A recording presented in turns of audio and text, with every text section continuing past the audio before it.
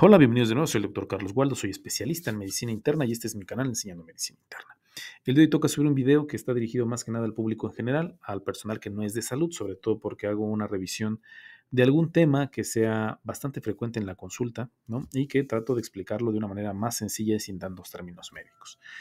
Y hoy quisiera hablarles acerca de la rinitis alérgica, esta condición de salud que es sumamente común y que a menudo se percibe como pues, una molestia menor, ¿no? Un poquito de moquito, un poquito de estornudo. Sin embargo, pues esto lo puede comentar alguien que no padece de esta enfermedad, porque aquellas personas que tienen rinitis alérgica, pues la verdad es que puede afectar significativamente la calidad de vida y sobre todo porque pues es una cuestión bastante común en nuestro medio. Hablando en números de una manera aproximada, se dice que hasta 40 millones de personas a nivel mundial padecen de esta condición. Entonces es un número bastante considerable, es un gran número de personas que están batallando con este problema, ¿no? Y que esta enfermedad, nuestro organismo se manifiesta a través de síntomas como congestión nasal, esta sensación de tener la nariz tapada constantemente, la secreción nasal abundante, estornudos frecuentes, esta picazón en nariz, ojos o incluso en la garganta, y que pueden llegarse a exacerbar con algunos elementos cotidianos en nuestro entorno, como es el polen, como es el polvo, al estar en contacto con algunos animalitos, en fin, que se pueden desencadenar en cualquier momento, pero sobre todo en algunas etapas del año el paciente puede llegar a tener estos síntomas que pueden ser bastante molestos. Y en esta plática voy a tratar de explicar a grandes rasgos qué es lo que sucede en nuestro organismo, qué es lo que pasa en nuestro organismo para que se desarrollen estos síntomas, cuáles son los síntomas, cuál es el diagnóstico, cuál es el tratamiento. A grandes rasgos les voy a hablar acerca del tratamiento, porque como siempre les digo en mis pláticas, el tratamiento siempre se debe de individualizar y va a depender de múltiples factores, pero ahorita lo vamos a ver un poco más adelante. Entonces, de ahí viene el título, ¿no? Rinitis alérgica, ¿por qué mi nariz siempre está tapada? Pero antes de empezar, propiamente dicho, con la rinitis alérgica, me gustaría establecer qué es la rinitis. ¿A qué nos referimos con la rinitis? La rinitis es el término médico que utilizamos para el goteo nasal o la secreción excesiva de moco por la nariz. Y pueden existir diversos tipos de rinitis. Como ustedes pueden ver en la tabla que les estoy poniendo en la diapositiva, podemos tener desde rinitis infecciosa, que es esta rinitis o este moquito que se presenta cuando tenemos un proceso infeccioso, ¿no? Virus, bacterias, y nos generan este moquito que es parte de todos los síntomas que genera este proceso infeccioso. Puede haber rinitis no alérgica, como son las ocupacionales, secundarias a medicamentos, hormonales, por irritantes, alimentarias, en fin. Puede haber un sinnúmero, un gran número de causas que generan rinitis en nuestro organismo. Sin embargo, en esta plática, y debido a que es por mucho la rinitis más común que se encuentra en nuestro medio, o sea, la rinitis crónica más común es la rinitis alérgica. Y por eso quería hablarles de primera instancia de este tipo de enfermedad. Más adelante haré otro video sobre el tipo de rinitis no alérgica que abarca un poquito más de las otras causas de rinitis como las irritantes por los cambios de temperatura o la vasomotora, la generada por estrés, ¿no? Que si bien también un buen número de personas puede tener esta enfermedad, es un poquito menor que la rinitis alérgica. La rinitis alérgica se estima aproximadamente que entre el 10 al 40% de la población puede presentar este problema, entonces por eso les comentaba que por mucho es la rinitis más común en nuestro medio, y abajito de ella vienen las otras rinitis, ¿no? Las rinitis no alérgicas, y por eso me pareció bastante importante hablar de esta condición antes que las otras. Pero para poder entender qué es lo que está sucediendo en nuestro organismo, sobre todo en nuestro sistema respiratorio, para que se generen todos estos síntomas que ya les comenté, ¿no? Este moquito, sensación de nariz tapada, estornudos, picazón y demás, me gustaría hablarles y darles un contexto de qué es lo que sucede de manera normal en nuestro sistema respiratorio para poder entender más adelante qué es lo que sucede mal, ¿no? Entonces, nuestro sistema respiratorio tiene mecanismos de defensa pues muy eficientes que tratan de evitar que sustancias externas como microorganismos, partículas, sustancias irritantes o cuestiones que nos pudieran llegar a generar daño en nuestro organismo, específicamente en nuestro sistema respiratorio y que se presentan en el aire, las podamos expulsar o podamos limitar el daño que generan.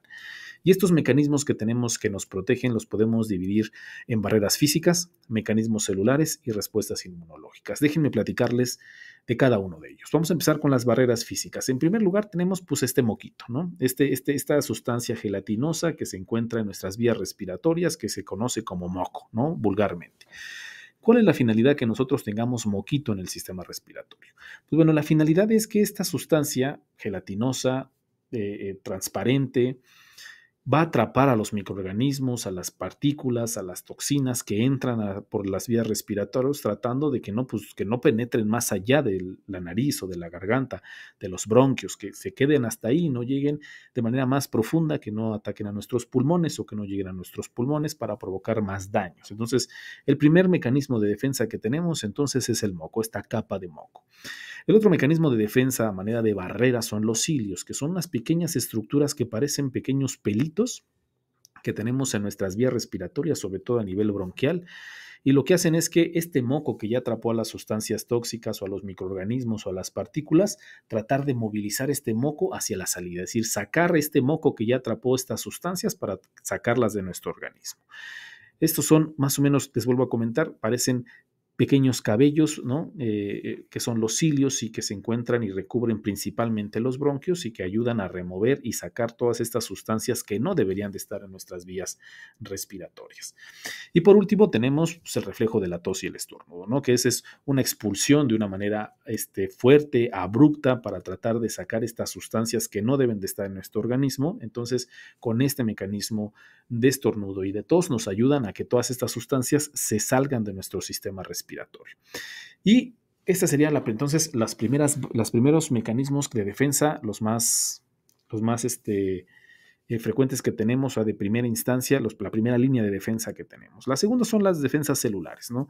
Tenemos estas pequeñas células que también nos van a defender de todas estas sustancias que entran en nuestro organismo, y entre ellos están los macrófagos alveolares, que son como los que le estoy poniendo en el video, en la diapositiva, ¿no? Son células de nuestro sistema inmunológico, de nuestras defensas, que podamos decir en maneras burdas que devoran estas partículas o estos microorganismos que se encuentran en los pulmones.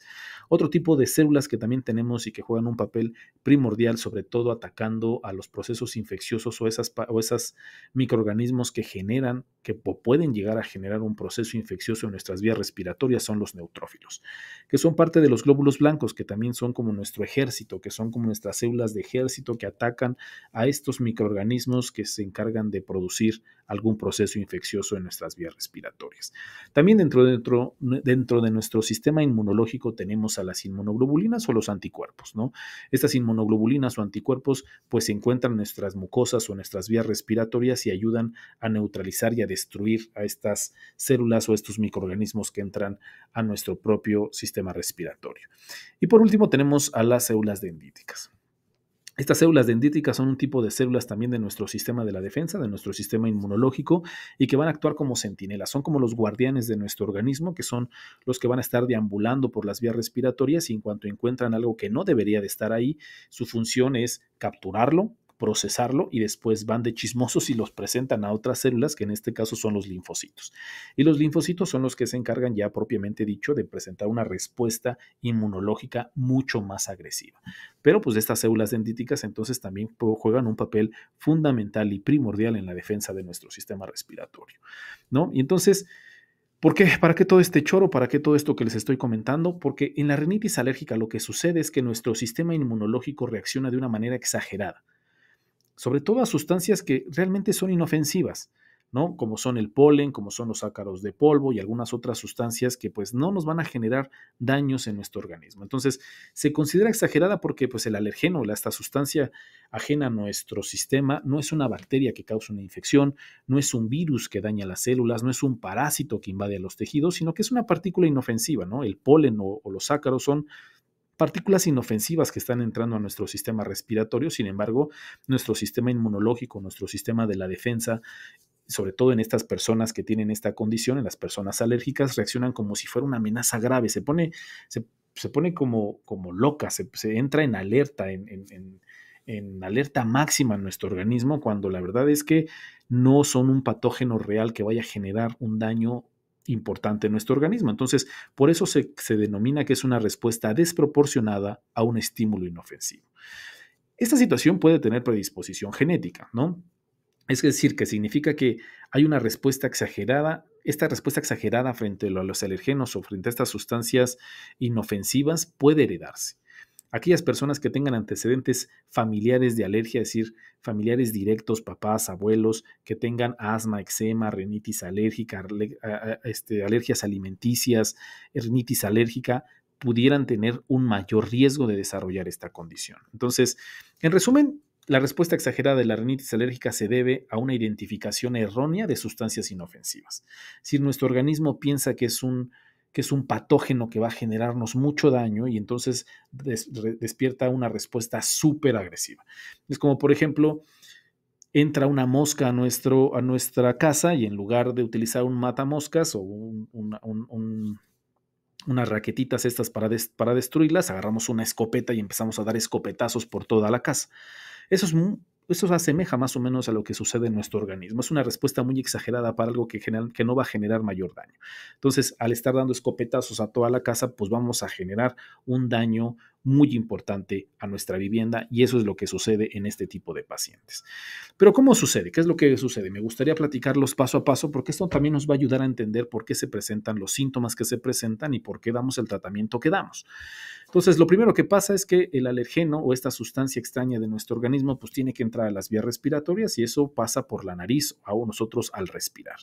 Cuando el alergeno, el polen, el ácaro o esta sustancia que genera la reacción alérgica entra a nuestras vías respiratorias, va a posarse en la mucosa, es decir, en el piso de nuestro sistema respiratorio, va a pararse ahí y el primero que entra en acción, como ya les había comentado, pues es la célula dendrítica, esta célula que actúa como centinela o guardia que nada más está viendo si entra alguna sustancia que no debería de estar ahí. Si la célula dendrítica se encuentra con esta sustancia como el polen o el ácaro o este alergeno, va a ir hacia los linfocitos y se los va a presentar.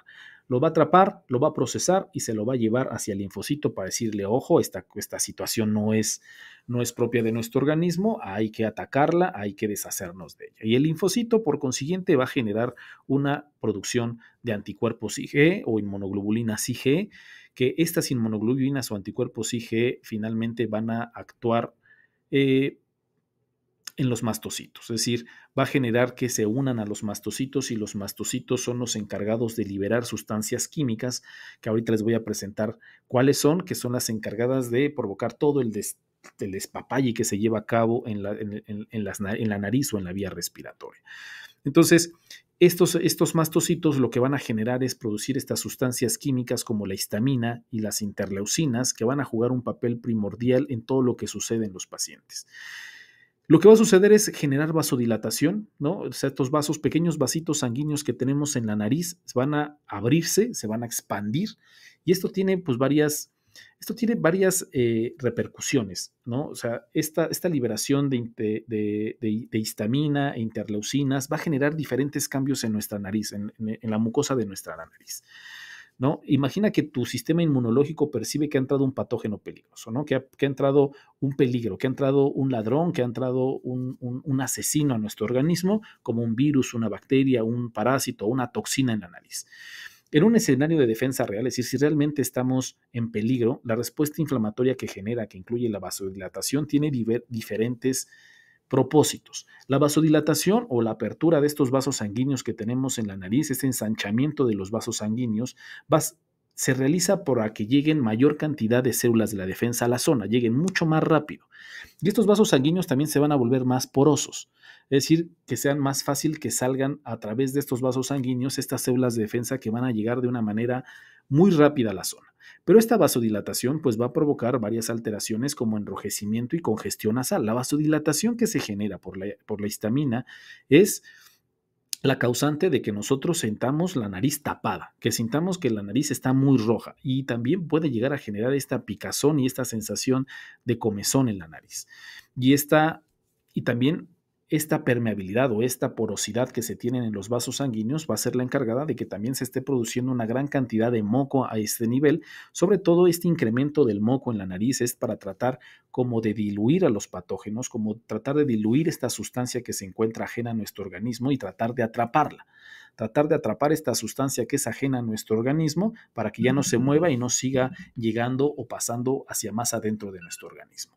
Y obviamente, secundario a esto, pues empiezan el estornudo, la tos, para tratar de sacar todas estas sustancias que se atraparon en el moco. Y también hay una estimulación de las terminaciones nerviosas por estas sustancias que también producen estas células, estos mastocitos, y van a generar tanto la picación, los estornudos y demás. Entonces, en la rinitis alérgica, el problema no es la respuesta que se está teniendo, sino que el sistema inmunológico se equivoca de enemigo. Todos estos mecanismos de defensa son perfectos, son ideales para patógenos que realmente pueden poner en peligro nuestra salud, como las virus, como las bacterias, como los parásitos. Sin embargo, esta respuesta inmunológica pues no es necesaria para el polen, para los ácaros, para algunas partículas en el aire que al resto de las personas no les genera mayor problema. Entonces, el problema no es la respuesta inmunológica que estamos teniendo, sino que nuestro sistema se equivoca contra quién tiene que estar respondiendo. Y es que los alergenos o las sustancias que pueden provocar esta respuesta inmunológica en este tipo de pacientes pueden ser diversas. Las más comunes son las ambientales. Como ya les había comentado, el polen. Árboles como el roble, olmo, abedul, pastos, malezas pueden generar esta sustancia, este polen y desencadenar esta respuesta inmunológica. Los ácaros de polvo que pueden llegar a presentarse en colchones, en alfombras y en muebles. Es por eso la necesidad de estar limpiando, aspirando y quitando el polvo de estos muebles de nuestro hogar, si es que tenemos algún familiar o nosotros presentamos este tipo de problema.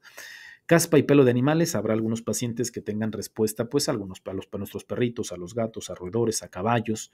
El moho, sobre todo en los hongos en lugares húmedos como baños y sótanos que no tienen una adecuada limpieza, se puede desarrollar este moho y el moho desencadenar esta respuesta inmunológica. Cucarachas, los excrementos de estos animales y partes del cuerpo también pueden actuar como alergenos, por eso es importante tratar de que no existan este tipo de plagas en nuestro hogar, ¿no? Hay algunos alergenos ocupacionales como harinas, algunos panaderos pueden desarrollar esta rinitis alérgica con algunas partículas de harina, látex, que es muy común en los trabajadores de la salud, o productos químicos o sustancias industriales también pueden llegar a irritar la mucosa y generar esta respuesta inmunológica. Entonces, como pueden ver, hay muchos alergenos que pueden presentar esta enfermedad y parte del diagnóstico puede llegar a tratar de detectar cuál es el alergeno que más respuesta inmunológica genera a los pacientes. Habrá pacientes que los genere solamente un alergeno, habrá pacientes que los genere una gran cantidad de alergenos y por eso el tratamiento, que lo voy a comentar un poco más adelante, se tiene que individualizar porque va a depender mucho, pues va a depender de diversos factores. Pero ¿cuáles van a ser los síntomas? Una vez entendiendo qué es lo que sucede en nuestro sistema respiratorio y cuáles son las respuestas que se llevan a cabo por nuestro sistema inmunológico, pues ya podemos entender entonces qué síntomas son los que se presentan. O goteo de la nariz y congestión nasal, ¿no? Porque por esta vasodilatación que se presenta en la nariz para que lleguen las células de la defensa más rápido hacia esa zona o así en la nariz, y esta congestión hace que nosotros tengamos esa sensación de la nariz tapada. Aunque ya no tengamos moquito, tener esa sensación de que la nariz la tenemos tapada. Goteo de la nariz al inicio de la rinitis alérgica, estornudos y tos, porque nuestro organismo está tratando de sacar esta sustancia que es externa a nuestro organismo y está preocupada porque está ahí, picazón en la nariz, en el paladar, en la garganta. Esta producción de moco tan importante no solamente va a salir por la nariz, sino se puede ir por atrás hacia la garganta y sentir que estamos tragando moco constantemente. Obviamente el cansancio extremo y fatiga, sobre todo por la falta de sueño, porque los pacientes pueden presentar estos cuadros de alergia en el transcurso de la noche y provocar que no duerman de una manera adecuada. En fin, son los síntomas que más comúnmente se presentan. Y como pueden ver, varios síntomas de estos se pueden confundir con un resfriado común, ¿no? Porque pues el resfriado y la rinitis alérgica pueden tener varios síntomas que comparten como la congestión nasal, los estornudos, la secreción nasal. Sin embargo, pues puede haber algunas diferencias que nos ayuden a identificar una de otra, ¿no? En el cuadro les estoy poniendo las diferencias primordiales y los que nos puede llegar a ayudar a discernir entre una y otras. Hay algunos puntos claves, por ejemplo, si los síntomas aparecen de repente tras una exposición al polvo o polen o a algún animalito que hayamos tocado, pues es más probable que sea una rinitis alérgica. Digo, hay pacientes que han tenido rinitis alérgica una muy buena parte de su vida, porque hay muchos pacientes que presentan o inician la rinitis alérgica desde etapas muy tempranas de su vida y han tenido este problema durante muchísimos años. Este tipo de pacientes logran discernir ya cuál es un cuadro normal de su alergia y un cuadro que pues, hay síntomas que no son normales y que no se presentan en su alergia, y entonces pueden discernir un poquito que muy probablemente sea un resfriado en lugar de su rinitis que conocen de toda la vida. Pero algunas cuestiones son esas, ¿no? Los pacientes, si han estado en contacto, si empezaron a hacer limpieza en su casa y levantaron polvo, ¿no? Y empiezan con los síntomas, si tocaron a algún animalito en la calle o de algún colega o de algún amigo o un animalito nuevo en la casa, ¿no? Esa estación del año, ¿no? Porque los pacientes con rinitis alérgica van a tener en algunos meses del año mucho mayor el cuadro clínico de rinitis, ¿no? Que por lo general en primavera o en otoño, a diferencia de los resfriados, que los virus que generan los resfriados son mucho más comunes en invierno, ¿no? En invierno los cuadros de resfriado se van a incrementar de una manera muy importante en comparación a los cuadros de rinitis, ¿no? Obviamente, si hay fiebre, si hay dolor de garganta, si hay malestar general, si hay crecimiento de los ganglios, esto también no es común en la rinitis alérgica y entonces se tiene que sospechar de muy probablemente de algún proceso infeccioso. Generalmente los cuadros de resfriado no suelen durar más de 7 días, 10 días en muy pocos casos, pero se autolimita y en 7 días los síntomas desaparecen. En los pacientes con rinitis alérgica no es el caso. En los pacientes con rinitis alérgica puede llegar a durar todo ese periodo estacional. Toda la primavera o todo el otoño puede llegar a tener estos síntomas y pueden ser semanas a meses. Eh, Generalmente en la rinitis alérgica no se presenta fiebre, es muy raro que se llegue a presentar fiebre. Entonces son pequeños puntos que podemos tomar en cuenta para definir si se trata de una u otra cuestión. Obviamente, si hay duda, ¿no? Si nosotros no estamos muy conscientes si puede ser un resfriado o nuestra alergia, o nuestra rinitis alérgica de toda la vida, pues hay que acudir al médico, ¿no? Hay que ir por un chequeo para ver si realmente necesitamos o no algún tipo de medicamento especial para el resfriado común. Pero habrá algunos pacientes que tengan factores de riesgo, o sea, hay algunos pacientes que estarán propensos a desarrollar esta enfermedad. ¿Y cuáles son estos pacientes? Aquellos pacientes que tengan algún otro tipo de alergias o que tengan asma, por lo general se acompañan muchas veces de una rinitis alérgica, que tengan algunas otras enfermedades que como son la dermatitis atópica o el eczema, que son afecciones que causan sobre todo problemas en la piel y picazón. Como ya les había comentado, que tengamos familiares directos como padre o hermano con alergias o asma, o trabajar en un entorno que te ponga constantemente en exposición a alergenos como la caspa de animales o los ácaros de polvo, estar expuesto al humo y olores fuertes que irritan el revestimiento de la nariz. Si tu mamá fumó durante tu primer año de vida, también esta exposición al humo de tabaco puede hacer que seas propenso a desarrollar una rinitis alérgica más adelante. En fin, esos son los pacientes que pueden llegar a tener mucho mayor propensión a desarrollar este problema. Y el diagnóstico, pues obviamente el médico hará varias preguntas, ¿no? ¿Cuáles son los síntomas? ¿Cuándo aparecieron? ¿En qué momentos del año? ¿Qué tan frecuentes son? ¿No? Una exploración física completa, sobre todo de la nariz, de las vías respiratorias y demás. Y en ocasiones nos vamos a apoyar con algunos estudios diagnósticos como es la prueba con punción cutánea para alergias. Hay muchos pacientes con rinitis alérgica que ya se han realizado este estudio, ¿no? Pero lo que se hace específicamente, ya sea se pincha la piel, ya sea del brazo o de la espalda, con las sustancias que son más comunes que generen alergias, y con el paso del tiempo se están vigilando para ver si se produce una protuberancia elevada o una roncha, como vulgarmente decimos, como le estoy poniendo en la fotografía. Y eso nos ayuda a identificar qué tipo de alergenos o qué tipo de sustancias el paciente tiene una respuesta inmunológica exagerada.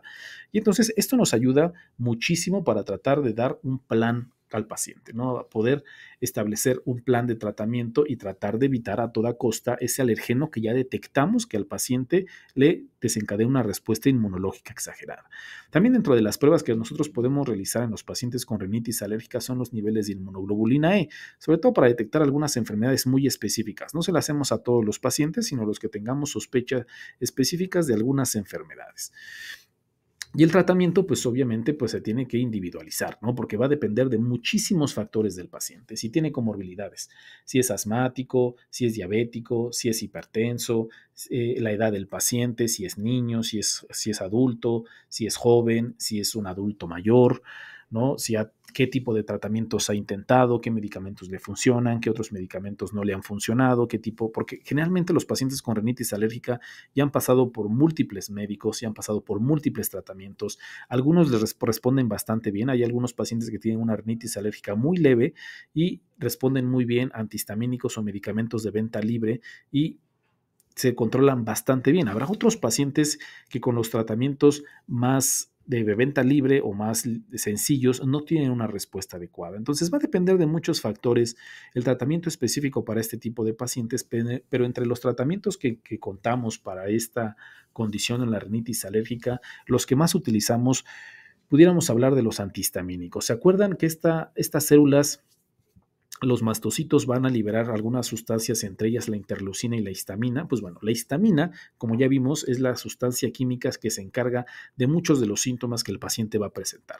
Estos medicamentos lo que hacen es tratar de bloquear la producción de esa sustancia química que es la histamina. Entre los antihistamínicos encontramos una gran variedad. Podemos encontrar desde loratadina, desloratadina, cetiricina, fexofenadina, que los nombres más comunes son Claritin, Alabert, Allegra, ¿no? Todos estos medicamentos que son antihistamínicos. Algunos pueden generar más efectos secundarios que otros, ¿no? Pero en forma general, los síntomas secundarios son boca, nariz y ojos secos. Pueden llegar a provocar somnolencia, sobre todo los de primera generación. Otros efectos secundarios pueden ser dolores de cabeza, cambios de apetito, dificultad para dormir, problemas de la presión arterial, en fin.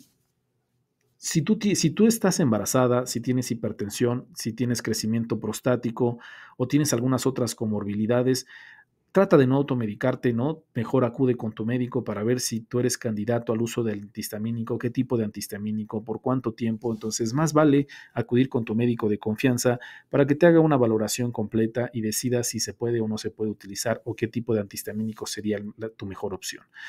Otro tratamiento que muchos pacientes responden bastante bien son los corticosteroides nasales. Son estos inhaladores nasales que ayudan mucho, sobre todo a la sensación de congestión nasal, esta sensación de la nariz tapada, porque lo que hacen es desinflamar la zona. Desinflaman la zona y entonces el paciente puede respirar con mucho mayor facilidad. Podemos encontrar diversas presentaciones, ¿no? Presentaciones que tienen fluticasona, que tienen budesonida, que tienen triamcinolona, que tienen mometasona. Hay muchísima variedad de productos que se pueden utilizar a nivel de la nariz. Y la verdad es que su seguridad es bastante buena. Se han hecho estudios de seguridad a largo plazo, es decir, aquellos pacientes que la utilizan durante periodos prolongados, y la verdad es que tienen muy pocas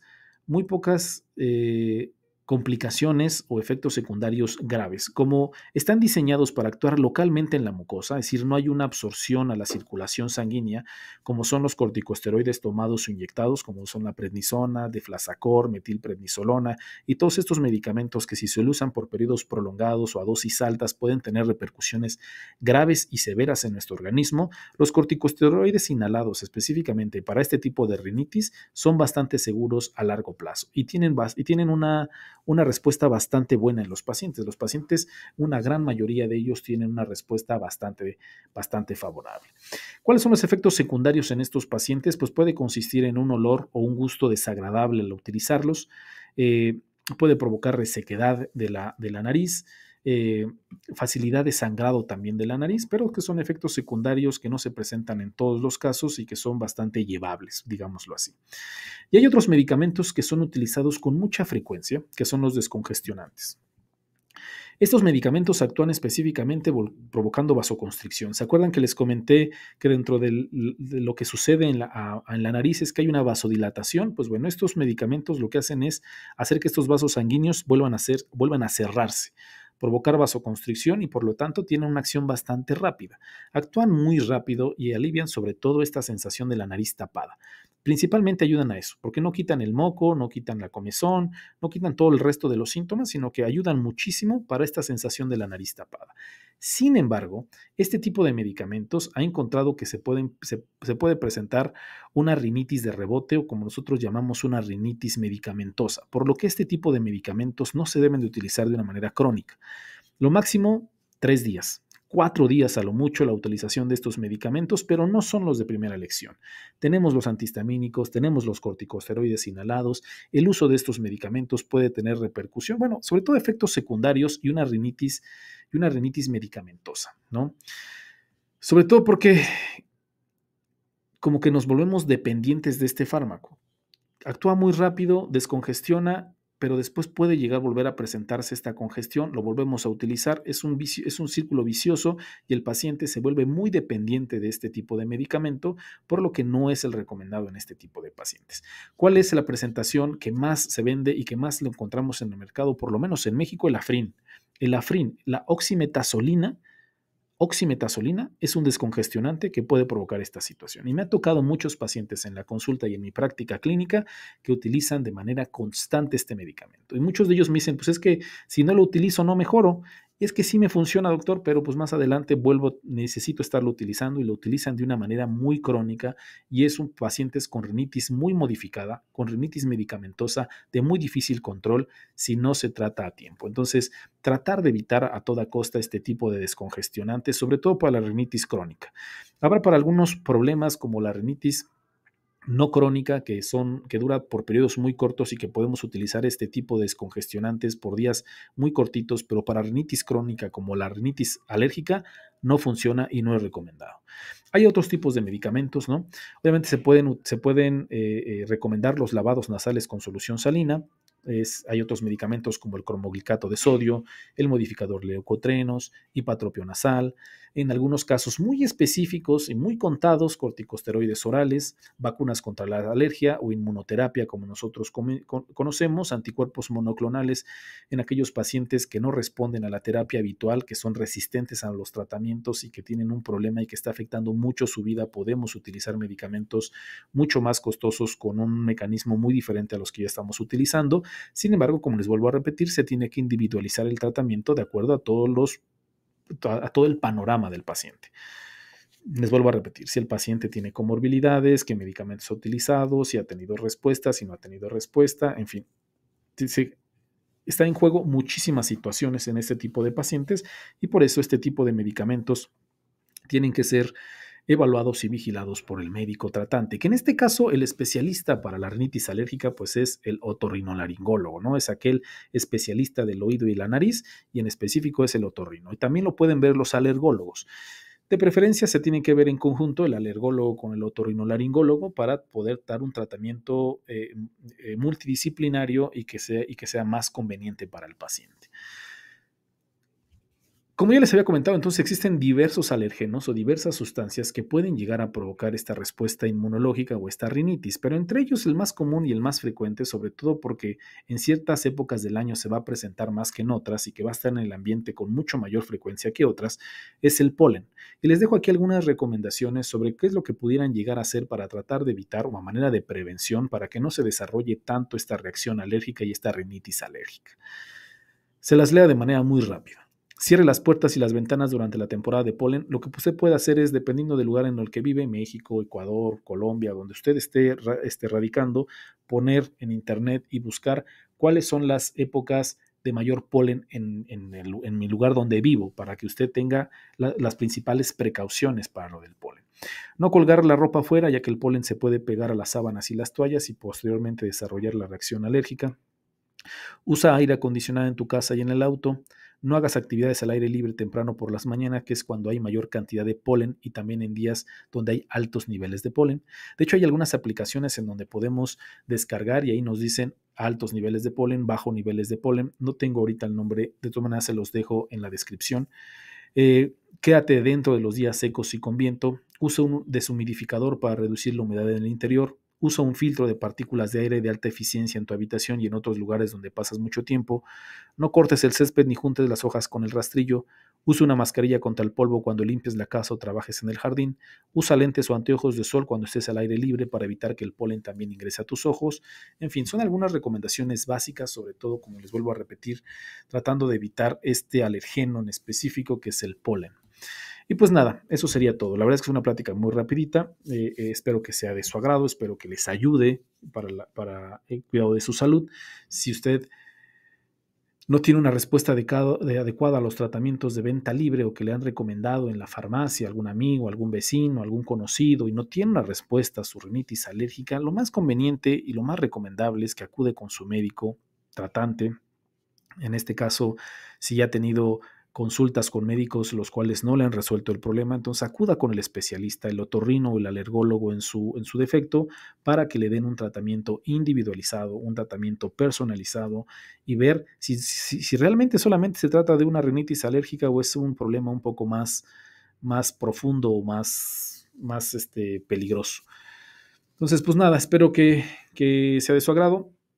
Compártanlo, déjenme su like, déjenme su comentario y pues nada, que tengan un bonito día y una excelente semana.